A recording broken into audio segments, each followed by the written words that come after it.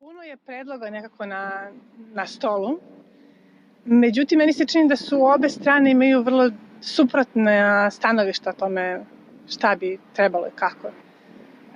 I ti stavovi su zapravo izuzetno neprijateljski. I ja nisam sigurna da je među njima moguće doći do bilo kog rešenja.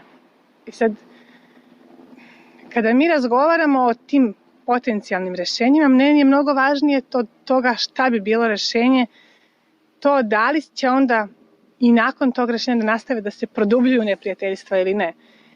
Sad ne pokušam da me shvatiš, ja mislim da je važno da dođe do nekog rešenja i do nekog dogovora, ali mi je važnije od samog krajnjeg ishoda tih pregovora kako se do dogovora došlo. Ko je sve bio uključen, čiji glas je tu mogao da se čuje i koje će da budu, koliko je javnost upoznata sa pregovorima i koje će da budu kasnije posledice. Ako će nakon dogovora da se nastavi sa tim diskursom mi oni, mi smo njima, oni su nama, mi smo dobili više, oni su dobili manje,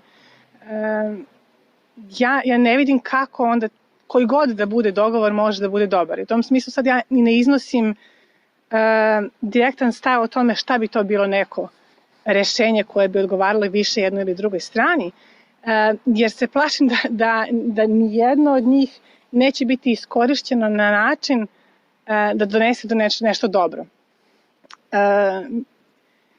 Fokusu su i dalje granice, suverenitet, kome pripada teritorija ili ne, a meni se čini da su među nama granice toliko visoke, čvrste i nepropustljive, da nam ne treba rešenje koje će da se bavi granicama, nego rešenje koje će te granice da učini mekšim i propustljivijim.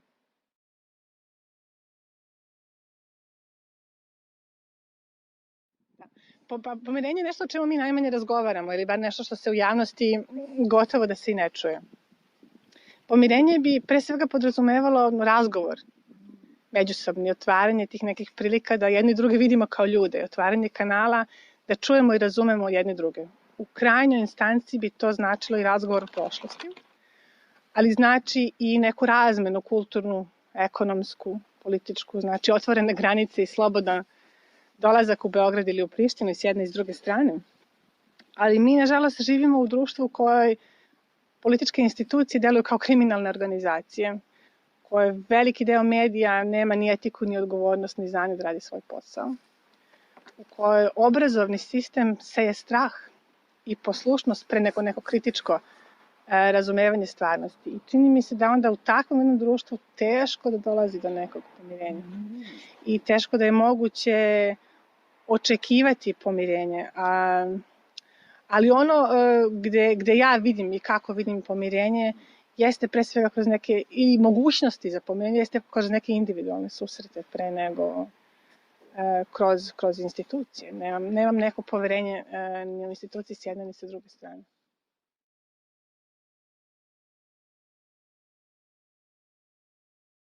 Ja generalno mislim da svi mi moramo da budemo u stanju, ja mislim i na te glasove koji su izrazito protiv, koji su izrazito bučni protiv druge strane, da je jedina šansa za pomirenje da mi steknemo neku sposobnost ili naučimo da sednemo za sto i čak i kad se ne slažemo da možemo da razgovaramo.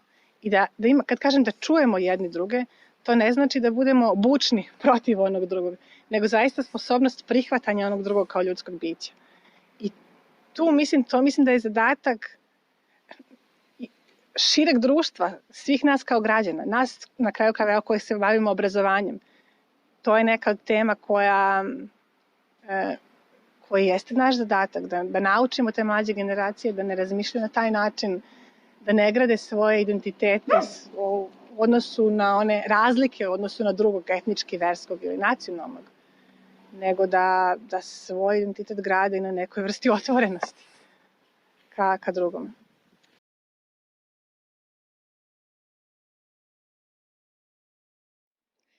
Ne mislim ja da institucije nisu bitne. Institucije su i tekako bitne i mogu da igraju presudnu ulogu, ali ja u naše institucije nemam poverenja. I nemam poverenja da će u nekom pristojnom roku, ma šta to značilo, a već je puno vremena i prošlo, one da naprave taj neki zaokret ka nečemu boljem, ka pomirenju. Ja mislim da i mediji i civilno društvo i obrazovni sektor i političke partije, institucije državne imaju odgovornost i da one moraju, da ih to ni na koji način ne lišava odgovornosti. To što ja nemam poverenja u njih, samo što ne verujem da će to da se desi. Kad polažem nade, kad govorim o nadama, onda se nadam pre svega da će civilno društvo i pojedinci na neki način da pokušaju da otvore te kanale. Tu zapravo vidim neke realne šanse za promene. Jer nemam utisak da će bilo koji politički dogovor, ako ćemo tako, doneti nešto dobro. Zato što mi se čini da će oni da budu korišćeni kao što se i sada koriste za promociju nekih ličnih interesa političkih lidera na jednoj drugoj strani, održavanje na vlasti, produbljivanje neprijateljstava i celog tog rodno-ratnog diskursa. Mi, oni, predstavljanje drugog kao neku pretnju. I ne vidim da će to da se promeni. I onda, to je što ti pitaš, pitam se i ja, gde onda tražiti to ako mi to ne vidimo na ovoj strani? I zaista jedina šansa su neki individualni ili civilno-društveni pokušaj koji postoje, nije da ne postoje, postoje bar neki, sad si pomenuo festival Merdita, postoje neke kulturne razmene, ma koliko one minimalne bile, one postoje. I njima treba otvoriti šansu da ih bude više. Nažalost, na njima uglavnom mi, znamo i ti i ja, jer smo deo toga, bar delom, ali velika većina javnosti o tome ne zna ništa i ne čuje. Oni čuju eventualno kada za neke napade desnice, ali ništa se drugo ne čuje. I u tom smislu bih rekla da i mediji onda imaju veliku ulogu.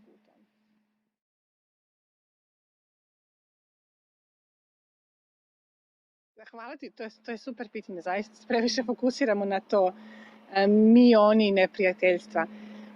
Ja iz Prištine poznajem ljude i pre svega koleginice i kolege sa kojima sam sarađivala na nekim ranijim projektima i nadam se da ću i u budućnosti zaista sve te ljude, kad god i gde god bih srela, bih vrlo rado pozvala na kafu. Izdvojila bih možda jednu devojku iz Prištine koja mi držala časove albanskog za potrebe istraživanja. Nas dve smo tada obe bile studentkinje u Engleskoj, koje su se našle i dve devojke koje su imale slične teme za razgovor i slične interesovanja. I kada ja razmišljam o svim tim prijateljstvima i neprijateljstvima, šta ja mogu da osjećam za nju, njenu porodicu, njen grad, nego neko navijanje da i njoj i svima njima bude dobro. I to je zaista iskreno, hajmo, mi smo isti smo, mi se poznajemo. I zbog tih nekih ljudi meni Priština nije strana. Nikad mi neće biti. I mislim da voljela bi da svi mi imamo što više takvih nekih ličnih priča i poznanstava. Previše nam je mržnjava.